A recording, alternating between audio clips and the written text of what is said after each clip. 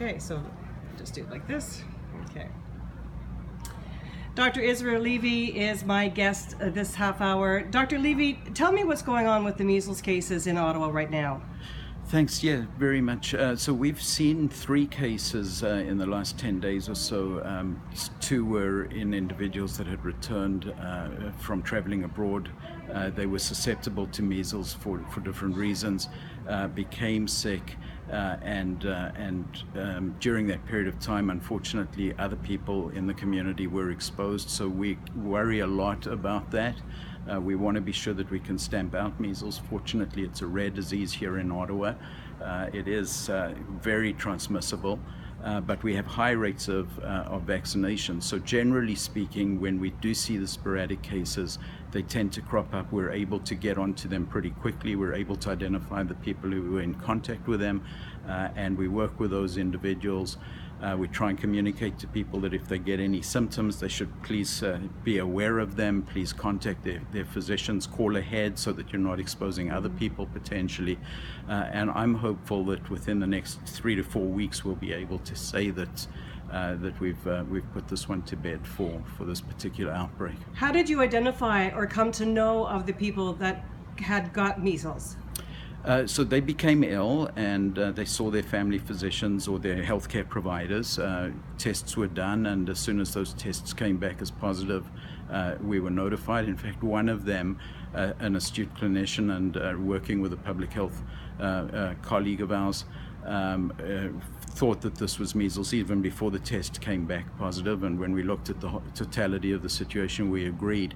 So it really is a question of people being aware of the symptoms, being aware of the risks, talking with their family physicians or their healthcare providers, those providers having a high index of suspicion, and then working with us collectively as a team.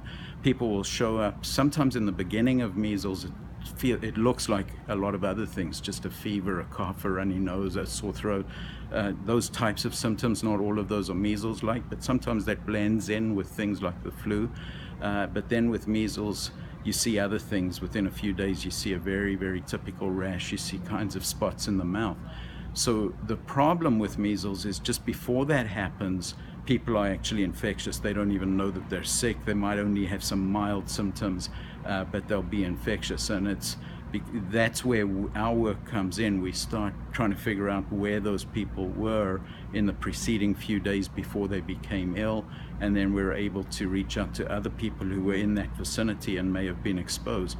And if those other people were susceptible, and that usually means that they hadn't been vaccinated or they haven't previously had measles, and there are a lot of reasons why that could be the case, but fortunately they're a small proportion only in Ottawa. But it's those people, they're often large numbers because people move around, that we then work with quite closely to try and prevent yet another spread of measles beyond that. The people who got measles, were they adults, children? Were they vaccinated previously? So all 3 people were what we call under-immunized or under-vaccinated, which means that for different reasons they had not been fully vaccinated. There weren't 2 doses of vaccine. Sometimes that's because of their age, sometimes that's because of medical reasons, sometimes it's because people haven't got around to it, sometimes it's because they don't want to. But are they kids or adults? We've got 2 children and 1 adult who've fallen ill, and we've got about 500 contacts that we know about. That's a wide range of children and adults. Those contacts, we've been in touch with them. The vast majority are probably not susceptible because their vaccines are up to date, or we've got a high level of certainty that they've had measles in the past. But there's a small proportion of those people that are susceptible, and we're watching them closely and hoping that they don't get sick. So how many children are prevented now from going to school or advised to stay home right now? It's less than 10. It's not very many. Obviously for them, for some of those children, we'll be able to work with them and get them back into school quite quickly, depending on their unique situation.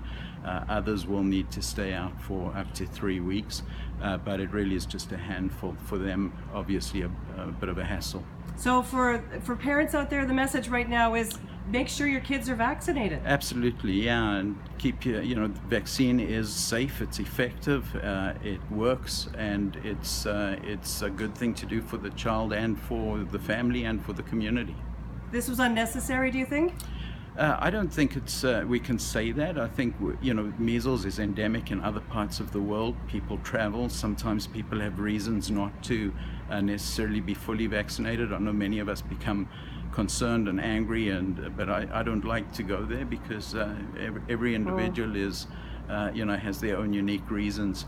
But if you don't have a reason not to be vaccinated, it's a good thing to be vaccinated. There's no question about that, and we'd ask that you do get vaccinated. Speaking of vaccination, I was just thinking, HPV, where do you stand on that? Should the boys be receiving it as well as the girls?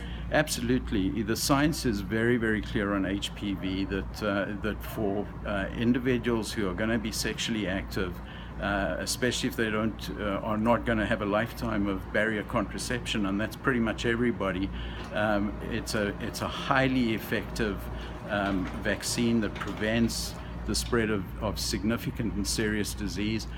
Boys can spread it, and it's the recommendations of the advisory committees in Canada and in America are consistent, and we certainly would encourage boys to be vaccinated against HPV before they become sexually active. The government doesn't pay for it. It's about $400 to have a boy vaccinated.